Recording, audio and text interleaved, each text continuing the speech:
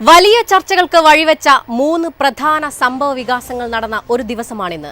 തീവ്ര വോട്ടർ പട്ടിക പരിഷ്കരണ നടപടിക്ക് സുപ്രീം കോടതി അംഗീകാരം നൽകിയതോടെ തെരഞ്ഞെടുപ്പ് കമ്മീഷന് വലിയ ആശ്വാസമായിരിക്കുന്നു. വോട്ടർ പട്ടിക ശുദ്ധീകരണം ഭരണഘടനാ വിരുദ്ധമല്ലെന്നും അത് കൃത്യമായ വോട്ടർ പട്ടിക ഒരുക്കാനുള്ള നിർണായക നടപടിയാണെന്നും കോടതി വ്യക്തമാക്കിയിരിക്കുന്നു. അതേസമയം കേരളത്തിൽ എക്സാലോജിക് CMRL ഇടപാട് കേസിൽ പ്രതിപക്ഷ നേതാവ് പിണറായി വിജയന്റെ കുടുംബവുമായി ബന്ധപ്പെട്ട ഇടങ്ങളിൽ എൻഫോഴ്സ്മെന്റ് ഡയറക്ടറേറ്റിന്റെ റെയ്ഡ് രാഷ്ട്രീയ വിവാദങ്ങൾക്ക് തുടക്കമായിരിക്കുന്നു. ഇതിനിടെ കർണാടക രാഷ്ട്രീയത്തിലും വലിയ മാറ്റങ്ങൾക്ക് വേദിയൊരുങ്ങുകയാണ്. നിലവിലെ ഉപമുഖ്യമന്ത്രി DK ശിവകുമാർ അടുത്ത മുഖ്യമന്ത്രിയായി സ്ഥാനമേൽക്കുമെന്ന റിപ്പോർട്ടുകൾ ശക്തമായിരിക്കുന്നു. എന്തായാലും ഈ മണിക്കൂറിലെ ഏറ്റവും പ്രധാനപ്പെട്ട വാർത്തകൾ നോക്കാം. എല്ലാ പ്രേക്ഷകർക്കും ഒരു മണി വാർത്തയിലേക്ക് സ്വാഗതം.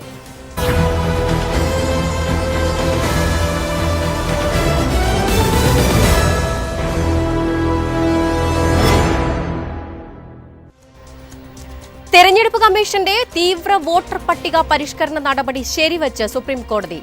SIR നടപടി ഭരണഘടനയ്ക്ക് ജീവൻ നൽകുന്ന ഒന്നാണെന്നും കൃത്യവും സമഗ്രവുമായ വോട്ടർ പട്ടിക തയ്യാറാക്കുന്നതിലേക്കുള്ള പ്രധാന ചുവടുവെപ്പാണിതെന്നും കോടതി നിരീക്ഷിച്ചു. ഈ നടപടി നിലവിലുള്ള നിയമങ്ങളോ ഭരണഘടനാ വ്യവസ്ഥകളോ ലംഘിക്കുന്നില്ലെന്നും കോടതി വിധിച്ചു. SIR നടപടികൾ ഭരണഘടനയ്ക്ക് കൂടുതൽ കരുത്തു പകരുന്നതാണെന്നും കോടതി നിരീക്ഷിച്ചു.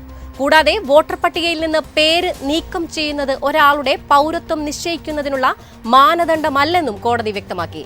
SIR എന്നത് പിൻവാതിലൂടെയുള്ള പൗരത്വ പരിശോധനയാണെന്നാരോപിച്ച് ഹർജിക്കാരും പ്രതിപക്ഷവും ഉയർത്തിയ തടസ്സവാദങ്ങൾ കോടതി തള്ളി. വോട്ടർ പട്ടികയിൽ നിന്ന് ഒരാളുടെ പേര് ഒഴിവാക്കുന്നതുകൊണ്ട് അയാൾക്ക് പൗരത്വം നഷ്ടമാകുന്നില്ലെന്ന് കോടതി നിരീക്ഷിച്ചു. പൗരത്വം നിശ്ചയിക്കാനുള്ള അധികാരം തെരഞ്ഞെടുപ്പ് കമ്മീഷൻ അല്ലെന്നും എന്നാൽ വോട്ടർ പട്ടികയിൽ ഒരാളെ ഉൾപ്പെടുത്തണോ വേണ്ടയോ എന്ന് തീരുമാനിക്കാൻ പൗരത്വ പരിശോധനയുടെ പരിമിതമായ വശങ്ങൾ കമ്മീഷന് ഉപയോഗിക്കാമെന്നും ജസ്റ്റിസുമാരായ സൂര്യകാന്ത്, ജോയ്മല്യ ബാഗ്ചി എന്നിവരടങ്ങിയ ബെഞ്ച് വ്യക്തമാക്കിയിരിക്കുന്നു. പ്രതിപക്ഷ നേതാവും മുൻ മുഖ്യമന്ത്രിയുമായ പിണറായി വിജയന്റെയും മരുമകനും മുൻ മന്ത്രിയുമായ മുഹമ്മദ് റിയാസിന്റെയും വീടുകളിൽ ED റെയ്ഡ്. എക്സാലോജിക് CMRL ഇടപാടുമായി ബന്ധപ്പെട്ടാണ് റെയ്ഡ്. CMRLുമായി ബന്ധപ്പെട്ട 12 ഇടങ്ങളിൽ റെയ്ഡ് നടത്തുന്നുണ്ട്. CMRL MD ശശിധരൻ കർത്തയുടെ വീട്ടിലടക്കം ED സംഘം റെയ്ഡ് നടത്തിവരികയാണ്. കേസിൽ ED അന്വേഷണം തുടരാമെന്ന ഹൈക്കോടതി ഉത്തരവിന് പിന്നാലെയാണ് നടപടി. പിണറായി വിജയന്റെ മകൾ വീണയുടെ ഉടമസ്ഥതയിലുള്ള IT കമ്പനിയായ എക്സാലോജിക് എന്ന സ്ഥാപനത്തിന് CMRL വൻ തുക നിയമവിരുദ്ധമായി നൽകിയെന്നതാണ് പ്രധാന ആരോപണം. വീണ വിജയനെയും ED ചോദ്യം ചെയ്തു. DK ശിവകുമാർ കർണാടക മുഖ്യമന്ത്രിയായി അടുത്തയാഴ്ച സ്ഥാനമേൽക്കും. നിലവിൽ ഉപമുഖ്യമന്ത്രിയാണ് DK ശിവകുമാർ. നിലവിലെ മുഖ്യമന്ത്രി സിദ്ധരാമയ്യ ഉടൻ രാജിവെക്കും. രാജ്യസഭാ സീറ്റ് നൽകി സിദ്ധരാമയ്യയെ ദേശീയ നേതൃത്വത്തിലേക്ക് കൊണ്ടുവരാനാണ് നീക്കം. മുഖ്യമന്ത്രി പദം ലഭിച്ചില്ലെങ്കിൽ എല്ലാ പദവികളും ഒഴിവാക്കുന്നതടക്കമുള്ള നടപടികൾ ആലോചനയിലുണ്ടെന്ന് DK ശിവകുമാറിനെ അനുകൂലിക്കുന്നവർ പറഞ്ഞിരുന്നു. ജൂണിൽ രാജ്യസഭാ കാലാവധി അവസാനിക്കുന്ന പാർട്ടി അധ്യക്ഷൻ മല്ലികാർജ്ജുൻ ഖാർഗെയുടെ പേരും ചർച്ചയിൽ സജീവമായിരുന്നു. സിദ്ധരാമയ്യ സർക്കാർ ഈ മാസം 3 വർഷം പൂർത്തിയാക്കിയിരുന്നു. 2023 മെയ് 20-നാണ് സിദ്ധരാമയ്യ അധികാരത്തിലേറിയത്. മുൻ ധാരണ പ്രകാരമാണ് ഉപമുഖ്യമന്ത്രി DK ശിവകുമാറിന് മുഖ്യമന്ത്രി സ്ഥാനം കൈമാറുന്നത്. ബൈജൂസ് ലേണിംഗ് ആപ്പിന്റെ സ്ഥാപകൻ ബൈജു രവീന്ദ്രന് സിംഗപ്പൂർ കോടതി 6 മാസം തടവ് ശിക്ഷ വിധിച്ചിരിക്കുന്നു. ആസ്തി വിവരങ്ങൾ വെളിപ്പെടുത്തുന്നതുമായി ബന്ധപ്പെട്ട കേസിൽ കോടതി ഉത്തരവുകൾ തുടർച്ചയായി ലംഘിച്ചതിനും കോടതിയിൽ ഹാജരാകുന്നതിൽ വീഴ്ച വരുത്തിയതിനുമാണ് ശിക്ഷ. ഉടൻ സിംഗപ്പൂരിലെ കോടതിയിൽ കീഴടങ്ങാൻ ഉത്തരവിട്ടതിനൊപ്പം 90,000 സിംഗപ്പൂർ ഡോളർ പിഴയടയ്ക്കാനും കോടതി ഉത്തരവിട്ടിരിക്കുന്നു. 2024 ഏപ്രിൽ മുതൽ തന്റെ ആസ്തി വിവരം വെളിപ്പെടുത്താൻ ബൈജു രവീന്ദ്രനോട് കോടതി ആവശ്യപ്പെട്ടിരുന്നു. ഇത് സംബന്ധിച്ച് പല തവണയായി കോടതി പുറപ്പെടുവിച്ച ഉത്തരവുകൾ പാലിക്കാതിരുന്നതാണ് നടപടിക്ക് കാരണം. ബൈജൂസുമായി ബന്ധപ്പെട്ട് കോർപ്പറേറ്റ് സ്ഥാപനമായ BR ഇൻവെസ്റ്റ്കോയുടെ നിയമപരമായ ഉടമസ്ഥാവകാശം തെളിയിക്കുന്ന രേഖകൾ ഹാജരാക്കാനും ബൈജുവിനോട് കോടതി ആവശ്യപ്പെട്ടു. ഖത്തർ ഇൻവെസ്റ്റ്മെന്റ് അതോറിറ്റിയുടെ അനുബന്ധ സ്ഥാപനമായ ഖത്തർ ഹോൾഡിംഗ്സ് നൽകിയ ഹർജിയിലാണ് സിംഗപ്പൂർ കോടതിയുടെ ഈ നിർണായക ഉത്തരവ് വന്നിരിക്കുന്നത്. അഴിമതിരഹിത കേരളം ലക്ഷ്യമിട്ട് വിജിലൻസിൽ പ്രോജക്ട് 0 പദ്ധതി പ്രഖ്യാപിച്ച് ആഭ്യന്തരമന്ത്രി രമേശ് ചെന്നിത്തല. അഴിമതി നടക്കുന്നതിന്റെ ദൃശ്യങ്ങൾ പകർത്തി നൽകുന്ന പൊതുജനങ്ങൾക്ക് 5,000 രൂപ സമ്മാനം നൽകും. അഴിമതിക്കുള്ള സാധ്യത മുൻകൂട്ടി മനസ്സിലാക്കി തടയും. അഴിമതിക്കാരായ ഉദ്യോഗസ്ഥരും നേതാക്കളും വിജിലൻസിന്റെ നിരീക്ഷണത്തിലായിരിക്കുമെന്നും മന്ത്രി പത്രസമ്മേളനത്തിൽ അറിയിച്ചു. സർക്കാർ സേവനങ്ങൾ ലഭിക്കാൻ പണം നൽകുന്നത് ജനങ്ങൾ അവസാനിപ്പിക്കണമെന്നും അഴിമതിക്കാരെക്കുറിച്ചുള്ള വിവരങ്ങൾ ധൈര്യപൂർവ്വം കൈമാറണമെന്നും ചെന്നിത്തല ആവശ്യപ്പെട്ടു. അഴിമതിയെക്കുറിച്ച് നൽകുന്ന വിവരങ്ങൾ രഹസ്യമായി സൂക്ഷിക്കും. സർക്കാർ വകുപ്പുകളിലും സഹകരണ മേഖലയിലും വിജിലൻസ് സാന്നിധ്യം ശക്തമാക്കും. സമാധാന ചർച്ചകൾക്കിടെ ഹോർമുസിൽ US ആക്രമണം. അമേരിക്കയ്ക്ക് കടുത്ത തിരിച്ചടി നൽകുമെന്ന മുന്നറിയിപ്പാണ് ഇറാന്റെ ഇസ്ലാമിക് റവല്യൂഷണറി ഗാർഡ് കോർപ്സ് നൽകുന്നത്. ഇറാനിലെ മിസൈൽ വിക്ഷേപണ കേന്ദ്രങ്ങൾക്കും ബോട്ടുകൾക്കും നേരെ സ്വയം രക്ഷാർത്ഥമാണ് ആക്രമണം നടത്തിയതെന്ന് US വാദം.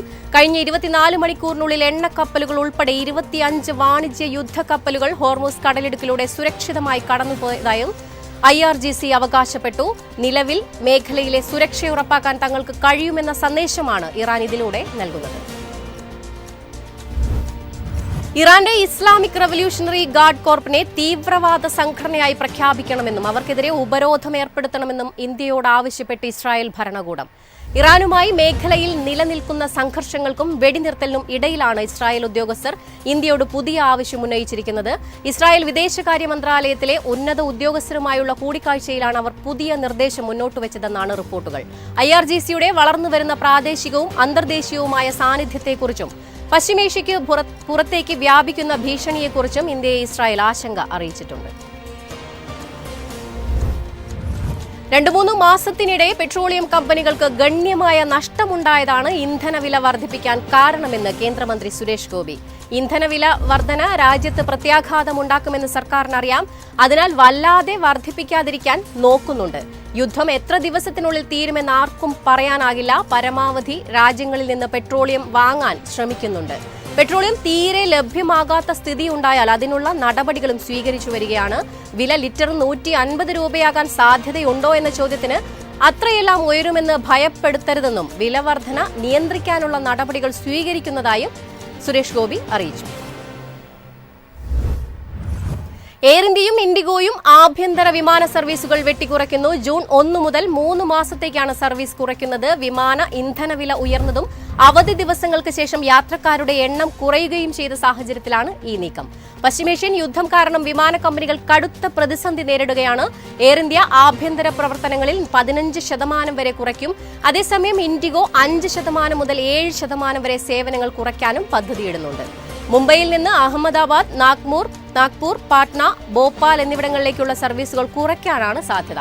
ഡൽഹി വിമാനത്താവളത്തിൽ നിന്ന് ഹൈദരാബാദ്, ബംഗളൂരു, കൊൽക്കത്ത എന്നിവിടങ്ങളിലേക്കുള്ള വിമാന സർവീസുകളുടെ എണ്ണവും കുറയ്ക്കുമെന്ന് കമ്പനി അറിയിച്ചു.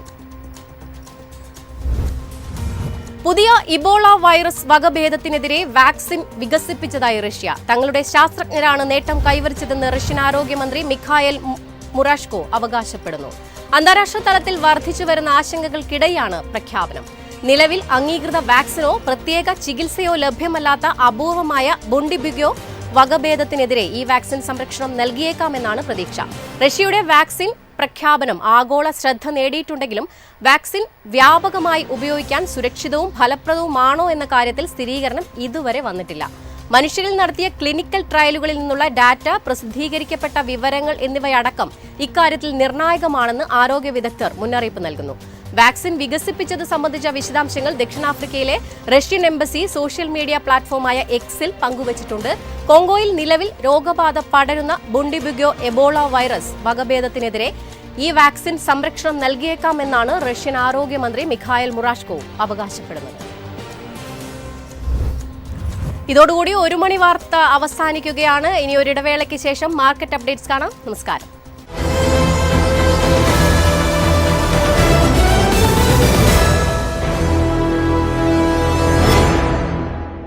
എളുപ്പത്തിൽ സമ്പാദ്യം വളർത്താം. ഇന്ന് തന്നെ മൈഫിൻ TV ആപ്പ് ഡൗൺലോഡ് ചെയ്യൂ.